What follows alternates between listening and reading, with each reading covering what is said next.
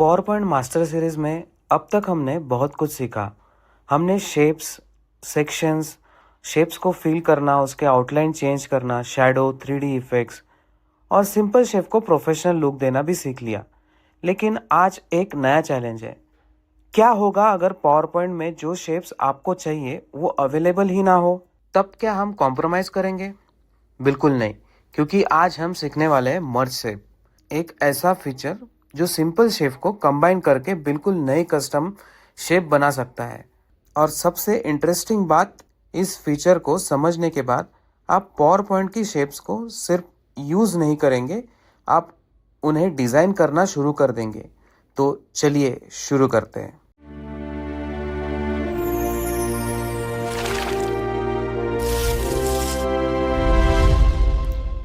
अभी आप स्क्रीन पर एक स्लाइड देख रहे होंगे जिसमें ये 4 कस्टम एरो यूज़ किए गए हैं। सबसे इंटरेस्टिंग बात यह है कि ये एरोस पावर पॉइंट की डिफ़ॉल्ट शेप लाइब्रेरी में अवेलेबल नहीं है। तो सवाल यह है, इन्हें क्रिएट कैसे करें? चलिए स्टेप बाय स्टेप देखते हैं। लेकिन उससे पहले हमें मर्ज शेप का यूनियन ऑप्शन का कॉन्सेप्ट समझना होगा। सबसे पहले एक सर्कल ड्रॉ करते हैं और उसके ऊपर एक रेक्टेंगल ओवरलैप कर देते हैं। अब अगर मैं सिर्फ एक शेप सिलेक्ट करता हूँ और शेप फॉर्मेट में जाके, तो आप नोटिस कर रहे होगे कि मर्ज शेप का ऑप्शन जो है वो विजिबल नहीं है। मर्ज शेप तभी एक्टिव होगा जब 2 या उससे ज़्यादा ऑब्जेक्ट्स को हम सिलेक्ट करते हैं। अब दोनों शेप्स को सिलेक्ट कीजिए, shape format, merge shape and then union पर क्लिक कीजिए। देखिए अब ये दोनों अलग अलग शेप नहीं रहे, ये एक सिंगल शेप बन चुका है। अब इसी कॉन्सेप्ट को यूज़ करके हम हमारा कस्टम एरो बनाते हैं। सबसे पहले पावर पॉइंट में जो बेसिक एरो अवेलेबल है उसे इंसर्ट कीजिए। उसके बाद एक सर्कल ड्रॉ कीजिए। ध्यान रखें कि सर्कल का डायमीटर और एरो की विड्थ एक बराबर हो ताकि शेप परफेक्टली अलाइन लगे।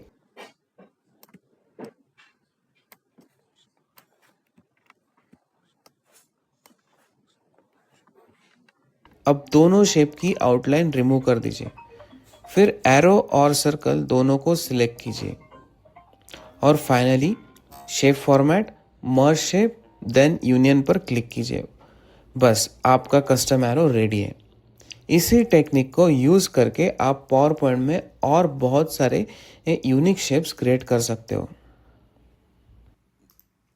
Moving to the next part, हम देखेंगे अभी कंबाइन कैसे यूज़ होता है।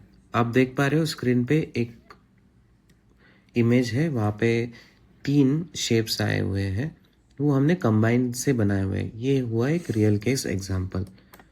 चलिए पहले हम समझते हैं कि अभी कंबाइन कैसे यूज़ करते हैं। उसके लिए सबसे पहले हम एक रेक्टेंगल सिलेक्ट करेंगे, इंसर्ट करेंगे, उसके ऊपर एक सर्कल को ओवरलैप करेंगे लाइक दिस।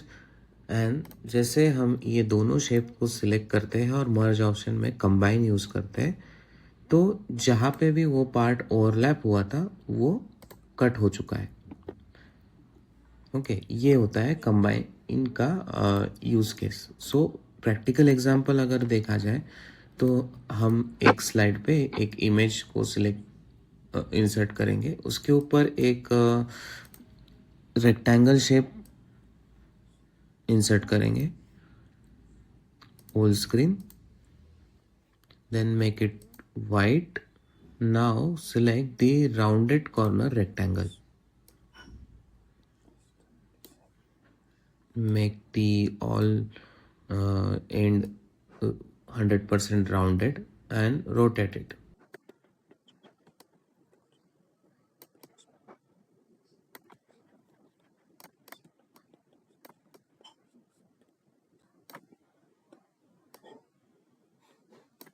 उसे एक साइड में शिफ्ट करेंगे।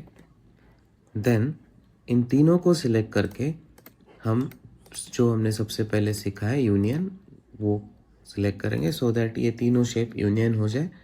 और देन हम हमारा रेक्टेंगल सिलेक्ट करने वाले, एंड उसके पहले आप इंश्योर करें कि आपका आउटलाइन 0 हो, यानी कि नो आउटलाइन हो, and then use the combine. अभी जैसे हमने कंबाइन यूज़ किया तो इसमें क्या हुआ, जो भी हमारा रेक्टेंगल था उसमें से ये तीनों पार्ट कट हो चुके हैं और जो पीछे इमेज थी वो हमें क्लियरली विजिबल हो रही है। और now we can give the name to the slides. That's it. अब बात करते हैं फ्रेगमेंट ऑप्शन की। सबसे पहले हम एक रेक्टेंगल ड्रॉ करेंगे और उसके ओवरलैप में एक सर्कल ड्रॉ करते हैं। इन तीनों शेप को सिलेक्ट करके हम फॉर्मेट शेप में जाके मर्ज ऑप्शन में फ्रेगमेंट सिलेक्ट करेंगे। जैसे मैंने फ्रेगमेंट सिलेक्ट कर लिया तो देखिए क्या हुआ, ये दोनों शेप ओवरलैप थी, पावर पॉइंट ने उसे अलग अलग पीसेस में फ्रेगमेंट डिवाइड कर दिया। यह है फ्रेगमेंट का बेसिक कंसेप्ट। अब देखते हैं इसे रियल वर्ल्ड लाइफ में कैसे यूज करें। जैसे एक इन्फोग्राफिक्स है, इसे हम कैसे क्रिएट करते हैं वो देखते हैं। बेसिकली इसमें एक सर्कल का यूज होगा, देन एक और सर्कल हम ड्रॉ करेंगे जो उसके बैकग्राउंड में था। थोड़ा कलर चेंज करते सो दैट हमें ध्यान में आए कि कौन सा सर्कल कौन सा है। या अब हमारे पास दो सर्कल हो गए। लास्ट सर्कल की हमने बैकग्राउंड रिमूव की, उसका थोड़ा कलर लाइट कर दिया है। देन हम एक रेक्टेंगल ड्रॉ करेंगे। हम ये रेक्टेंगल को फ्रेगमेंट के लिए यूज करने वाले हैं। जैसे जहाँ से हमें ये शेप कट करना है, पर्टिकुलरली ये साइड से हम उसे ये डायरेक्शन से कट करेंगे सो दैट हमने वहाँ पे एक रेक्टेंगल अभी इनपुट किया। सेम रेक्टेंगल को हम कॉपी करेंगे, डुप्लीकेट करेंगे और फ्लिप कर देंगे सो दैट वो एंगल मेंटेन हो। और ध्यान रखिए ये दोनों रेक्टेंगल ने बचा हुआ पूरा सर्कल आपका कवर करना चाहिए। अगर आपको ध्यान में नहीं आता है तो आप थोड़ा रेक्टेंगल की साइज बढ़ा दीजिए और तीनों सर्कल और दोनों रेक्टेंगल्स को सिलेक्ट करके फ्रैगमेंट कीजिए। अब क्या हुआ, सब शेप्स अलग अलग हो गए और जो शेप्स हमें अब नहीं चाहिए वो हम डिलीट कर देंगे। Is that easy. देन हम ये शेप को फॉर्मेटिंग करेंगे। जैसे वहाँ पे एक शॉर्ट लाइन थी नीचे, उसे ड्रॉ करके एक छोटा सर्कल ड्रॉ कर दिया। एंड देन जो ये सर्कल है इसे एक बॉर्डर दी गई थी, बोल्ड बॉर्डर। उसका कलर हम चेंज करते हैं। जैसे हमने वाइट किया तो वो विजिबल नहीं हो रहा है तो हमें इसे एक शैडो देनी होगी, centre shadow. Just copy the format for the circle and reduce the width of line. That's it.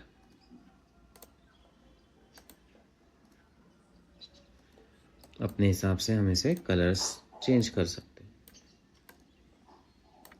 अब चलिए देखते हैं इंटरसेक्ट ऑप्शन कैसे काम करता है। सबसे पहले हम कॉन्सेप्ट समझते हैं। हम एक सर्कल ड्रॉ करेंगे, देन नेक्स्ट सर्कल उसी के ओवरलैप में ड्रॉ करते हैं लाइक दिस।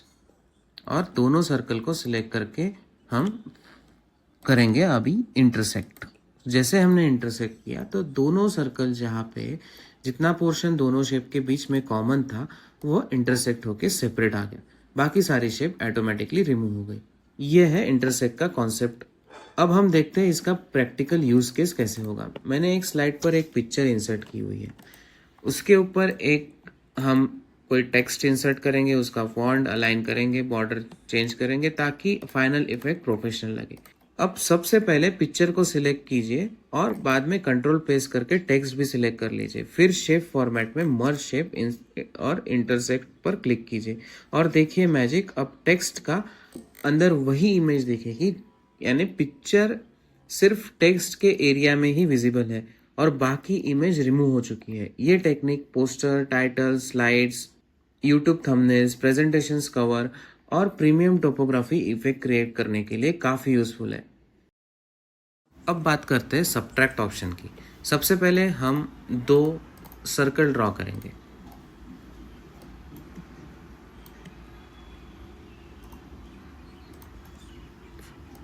जो ओवरलैप्ड हो। देन दोनों सर्कल को सिलेक्ट करेंगे, सबट्रैक्ट ऑप्शन को जाएंगे। सब्ट्रैक्ट ऑप्शन में ऑर्डर बहुत मैटर करती है। सबसे पहले जिस शेप को आप सिलेक्ट करते हैं वो बेस शेप होता है और जो शेप आप बाद में सिलेक्ट करते हो वो पहली शेप से सब्ट्रैक्ट हो जाती है। दूसरा सर्कल पहले सर्कल से रिमूव हो गया और हमें एक बिल्कुल नई कस्टम शेप मिल गए। यह है सब्ट्रैक्ट का बेसिक कॉन्सेप्ट। अब देखते हैं इसका एक रियल वर्ल्ड एग्जांपल।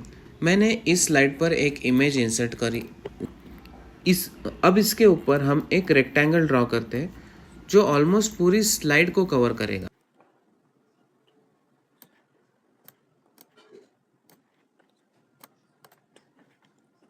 ये राउंडेड रेक्टेंगल उस पोजीशन पर रखते हैं जहां हमें इमेज विजिबल दिखानी है। इसे हम एक विंडो क्रिएट करते हैं।